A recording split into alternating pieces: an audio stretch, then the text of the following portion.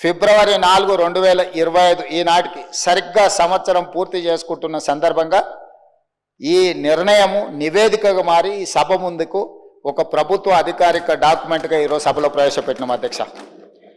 అదేవిధంగా ఈ క్రింది సర్వే డేటా మరియు ఫలితాలను పూర్తిగా తెలంగాణ నివాసితులు ఎన్యూమరేటర్లుగా స్వచ్ఛందంగా చెప్పిన సమాచారంపై ఆధారపడ్డాయి.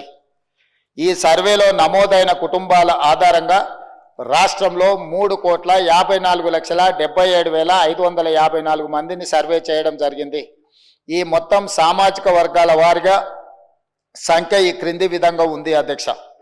ఎస్సీలో 61,84,319 మంది ఉండగా ఇది మొత్తంలో 17.43% ఉంది.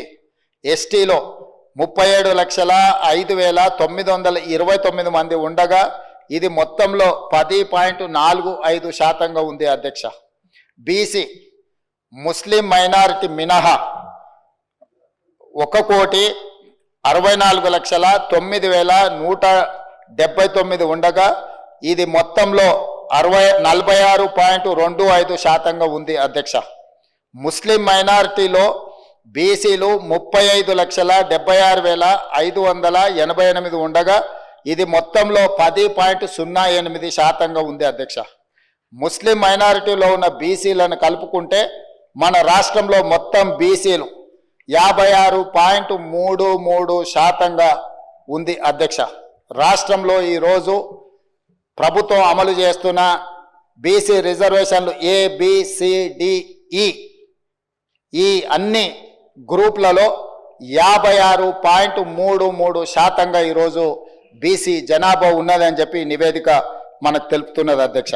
ముస్లిం మైనారిటీలో ఓసీలు 8,80,424 ఉండగా ఇది మొత్తంలో 2.48% ఉంది.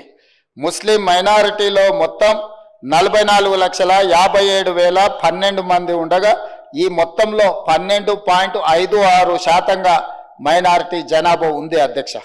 ఓసీలు 47,21,115 ముస్లిం మైనారిటీలు మినహా ఉండగా ఇది మొత్తంలో 13.31% ఉంది అధ్యక్ష.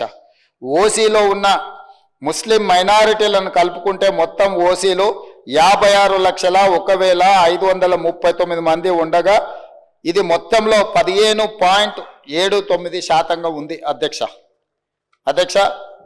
ఈ సర్వే ద్వారా సేకరించిన డేటా షెడ్యూల్డ్ కులాలు, షెడ్యూల్డ్ తెగలు, వెనుకబడిన తరగతులు మరియు రాష్ట్రంలో ఇతర బలహీన వర్గాల సంక్షేమానికి విధానాలను రూపకల్పన చేయడానికి ప్రభుత్వం ఉపయోగిస్తుంది. ఈ చర్య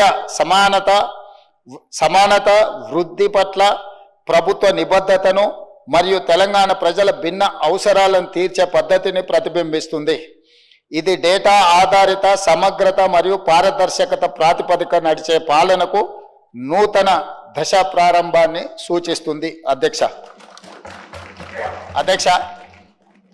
తమరికి తెలుసు అధ్యక్ష, ఈ దేశంలో బలహీన వర్గాలు, అది హిందువులకు సంబంధించిన బలహీన వర్గాలు కావచ్చు, ముస్లిం మైనారిటీలలో ఉన్న బలహీన వర్గాలు కావచ్చు, మొదటి నుంచి కాంగ్రెస్ పార్టీ, తెలంగాణ ప్రభుత్వం 50% పైగా జనాభా ఉన్నారని మనం వివిధ సందర్భాలలో చర్చించుకున్నాం, వివిధ సందర్భాలలో మాట్లాడుకుంటున్నాం.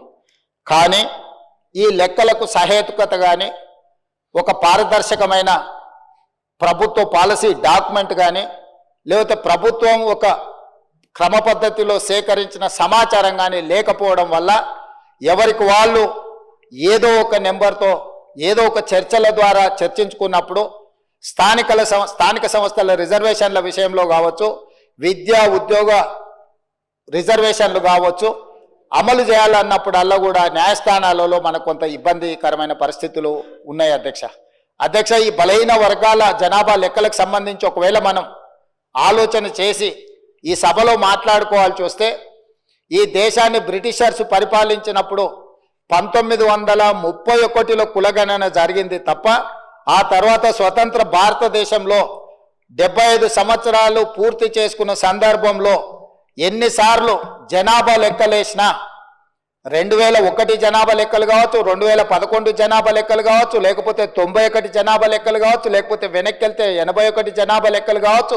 ఇట్లా ప్రతి 10 సంవత్సరాలకు ఈ దేశంలో లెక్కిస్తున్న జనాభాలో ఎస్సీ ఎస్టీల వివరాలు మాత్రమే పొందపరిచారు తప్ప బలహీన వర్గాలకు సంబంధించిన ఇతర కులాలు ఉపకులాలకు సంబంధించిన వివరాలను ఏ రోజు కూడా పొందుపరచకపోవడం వల్ల 75 సంవత్సరాలు పూర్తి చేసుకున్న ఈ భారత స్వతంత్ర దేశంలో బలహీన వర్గాల యొక్క లెక్కనే లేకపోవడము, బలహీన వర్గాలకు ఒక ఆవేదనగా, ఒక బాధగా మా హక్కులను కాలరాస్తుండ్రు.